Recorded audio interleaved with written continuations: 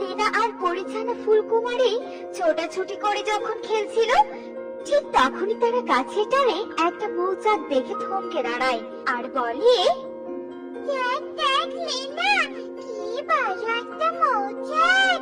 চল চল, মৌচাকটাতে ঢিল মেরে ভেঙে দিয়ে মধু খাই। না না ফুলকুমারী, মোটেও আমরা এই কাজ করবো না। মৌমাছিগুলো দল পেতে এসে আমাদের কামড় দিবে। ও লীনা, তুই বড্ড ভয়পাস। আমাদের কিছু হবে না, আমরা তো শুধু মধুই খাবো।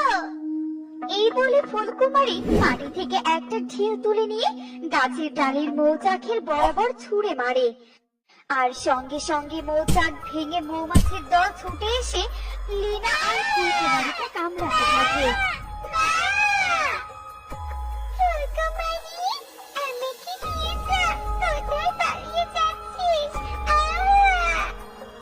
ফুলকুমারী লীনাকে ছেড়ে পালিয়ে যাওয়ার পর লীনা মৌমাছিদের হাত থেকে বাঁচার আর কোনো উপায় না পেয়ে ছুটতে থাকে, আর ছুটতে ছুটতে এক খরস্রোতা নদীর পাড়ে এসে উপস্থিত হয়।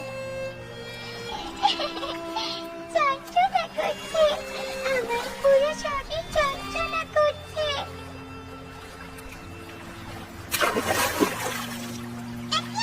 নাগিন চলে, নাগিনের ছানাটা বেশি গেল, এক্ষুনি নাগিনকে খবর দিতে হবে।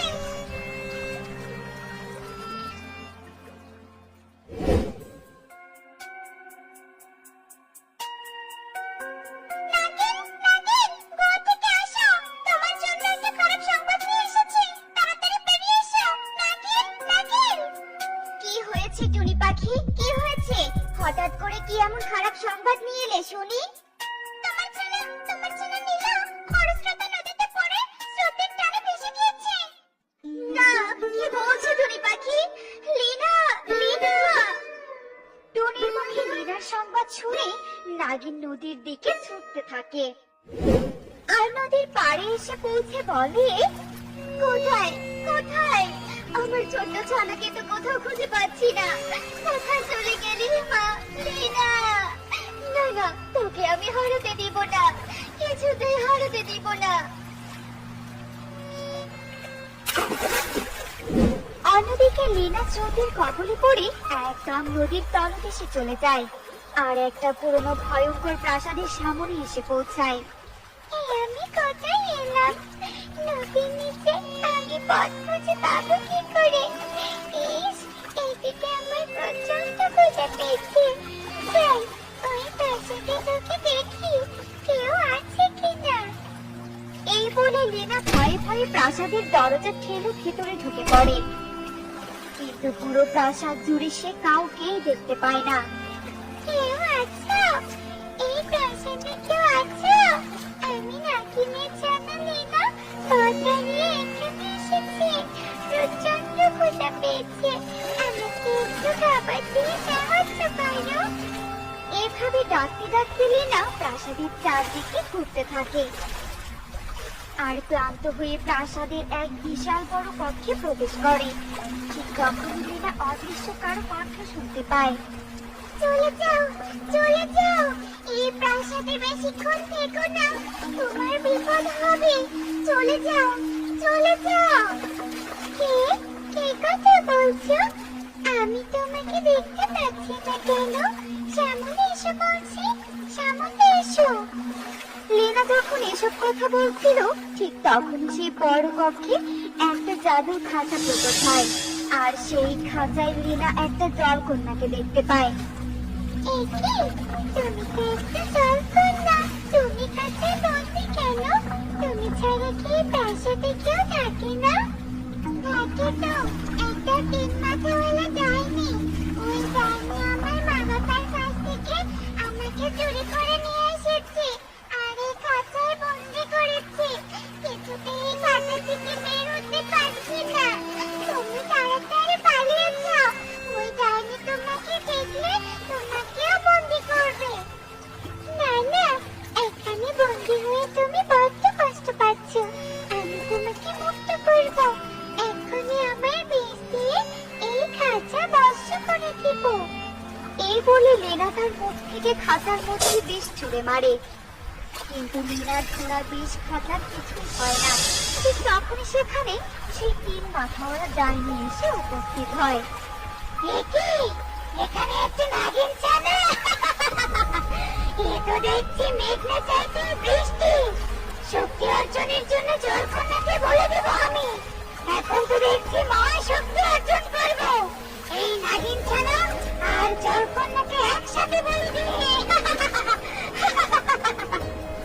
এই কথা বলে 3 মাথাওয়ালা ডাইনি লীনার উপর জাদু প্রয়োগ করে। আর লীনা জাদুর কারণে হঠাৎ করে খাঁচার মধ্যে ঢুকে যায়। একই আমি ভেতরে ঢুকলাম কি করে? চার ডাইনি চার আমাকে ছাড়বো তোদের। ঠিক মহিনী লগ্নের দিনে ছাড়বো। তোদের বলে দিয়ে আমি মহাশক্তি অর্জন করবো। 3 মাথাওয়ালা ডাইনি যখন অট্টহাসিতে ফেটে পড়ে, ঠিক তখনই নাগিন তার মেয়েকে খুঁজতে খুঁজতে সেখানে এসে উপস্থিত হয়। কি আমার মেয়ে খাঁচায় বন্দি কেন? 3 মাথাওয়ালা ডাইনি, তুই আমার মেয়েকে বন্দি করেছিস। কেন করেছিস? বল কেন করেছিস? ছেড়ে দে আমার কন্যাকে, ছেড়ে দে। তোর কথাই আমি ছেড়ে দেবো নাকি? তোর মেয়ের প্রাণের আশা ছেড়ে দিয়ে লেজ গুটিয়ে পালিয়ে যা।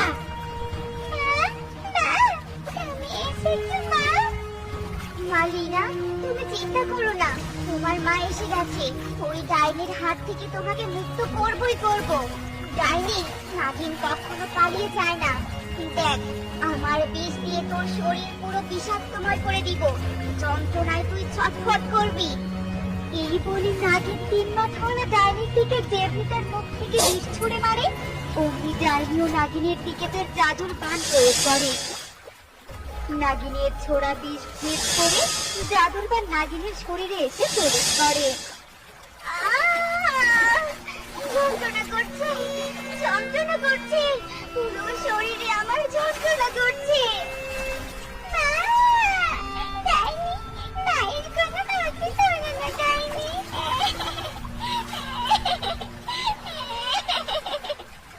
না, এই ডাইনির সাথে আমি একা কিছুতেই পারবো না। এই নদীর তলদেশের মধ্যে দিকে কারো সাহায্য আমাকে নিতেই হবে। মা লীনা, তুমি একটু ধৈর্য ধরো, আমি তোমাকে উদ্ধার করার জন্য আবার ফিরে আসবো। যা যা নাগিন, যা। আমি তোকে প্রাণ ভিক্ষা দিলাম। কেউ আমার কিচ্ছুটি করতে পারবে না। যার কাছে সাহায্য চাইতে চাস না কেন, কেউ আমার মোকাবেলা করতে পারবে না। জলকন্যা, জলকন্যা, তুমি আমাদের ডাক শুনতে পাচ্ছ? জলকন্যা, রাজা, আমার মেয়েটাকে আমরা কি চিরতরে হারিয়ে ফেললাম? কোথায় গেল? কে অপহরণ করে নিয়ে গেল? কিছুই তো বুঝতে পারছি না জল রাজা। ধৈর্য ধরো জলরানী, ঠিক আমরা আমাদের মেয়েকে খুঁজে পাবো। ধৈর্য ধরো। এভাবে জলরানী আর জল রাজা তাদের হারিয়ে যাওয়া জলকন্যার খোঁজ করতে থাকে। ঠিক সে সময় নাগিন তাদের সামনে এসে উপস্থিত হয়। জল রাজা, জলরানী, আপনাদের চিৎকার শুনেই আমি এদিকে এগিয়ে এলাম। আমি জানি আপনাদের মেয়ে কোথায়। কোথায় কোথায় আমাদের মেয়ে? বলো নাগিন, আমাদের মেয়েকে তুমি কোথায় দেখেছো? ওই 3 মাথাওয়ালা ডাইনি তার প্রাসাদের খাঁচায় বন্দি করে রেখেছে। সাথে আমার মেয়ে লীনাও আছে। আমি একা কিছুতে ওই 3 মাথাওয়ালা ডাইনির শক্তির সাথে মোকাবেলা করতে পারিনি, তাই অন্য কারো সাহায্য প্রয়োজন। ডাইনি, তোকে ছাড়বো না। তোর সাহস কি করে হয় আমার মেয়েকে বন্দি করার? চলো নাগিন, চলো, আমরা সবাই মিলে ওই ডাইনির বিরুদ্ধে যুদ্ধ করে আমাদের মেয়েদের উদ্ধার করব।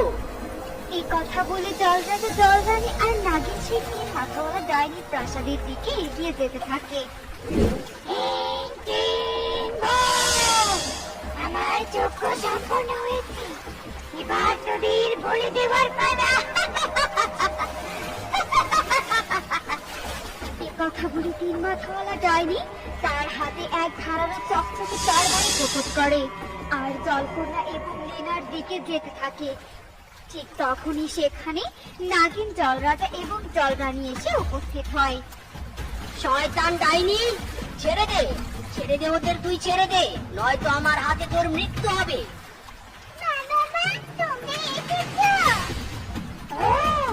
তোকে প্রাণী বাঁচতে দিয়েছি, আর তুই কিনা ওই জলরাজার জলরানীকে ডেকে নিয়ে এসেছিস। তোদের তো আমি কাউকে ছাড়বো না, সবার প্রাণ কেড়ে নিব। তুই আমাদের মেয়েকে ধরে এনে কষ্ট দিয়েছিস, এবার দেখবি কে কার প্রাণ কেড়ে নেয়। এ কথা বলে জলরাজা আর জলরানী তাদের হাতে একটা বৈদ্য ত্রিশূল গ্রহণ করে আর ডাইনির দিকে ছুঁড়ে মারে। অন্যদিকে নাগিনও তার বিষাক্ত বিষ ছুঁড়ে মারে। তোরা কি করলি?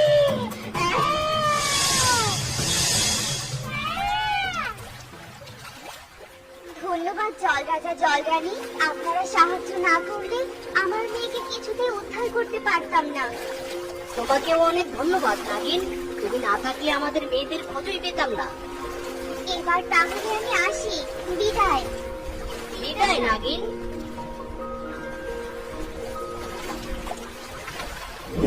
এরপর নাগিন তার মেয়ে লীলাকে নিয়ে নদীর তলদেশ থেকে উপরে উঠে আসে। লীলা, তুই ফিরে এসেছিস? চল চল, আমরা আবার বন্ধু হয়ে খেলতে চাই। না, বিপদে মরতে যে গেলে আর বিপদে রেখে যে বন্ধু পালিয়ে যায় তার সাথে আমি আর কোনো বন্ধুত্ব করবো না। চলো মা, দোহাই ফিরে যাই। এই বলে লীনা তার মা নাগিনের সাথে মহা আনন্দে গুহার দিকে যেতে থাকে।